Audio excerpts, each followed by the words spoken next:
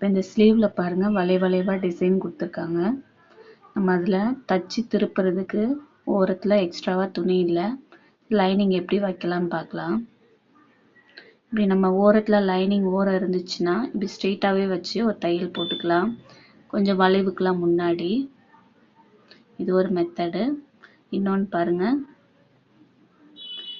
இந்த மாதிரி ஸ்லீவை ஆப்போசிட் சைடில் வச்சுட்டு அந்த வளைவுக்கு கொஞ்சம் மேலே நம்ம லைனிங் வந்து எவ்வளோ கீழே மடித்து தைக்க அளவு விட்டுருக்கோமோ அந்த அளவு வச்சு ஒரு தையல் போட்டுக்கலாம்.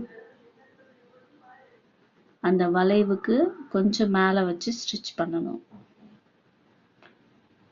நம்ம லைனிங் கீழே எவ்வளோ மடித்து தைக்க வேணும்னு விட்டுருப்போம்ல அந்த அளவு மட்டும் வச்சு ஸ்டிச் போட்டுக்கலாம்.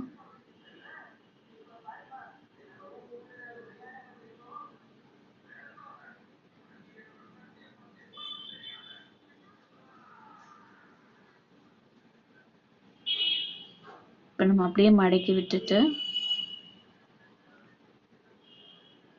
இதில் மேலே மடக்கு தையல் போடணும்னா போடலாம். நான் போடலை. இதுவே பார்க்க நல்லா நீட்டாக தான் இருந்துச்சு.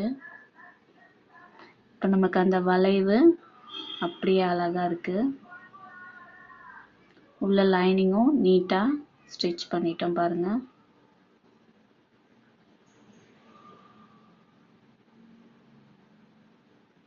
இப்போ மேலே எக்ஸ்ட்ரா இருக்கிறதெல்லாம் கட் பண்ணி ஸ்லீவ் ரெடி பண்ணிக்கலாம்.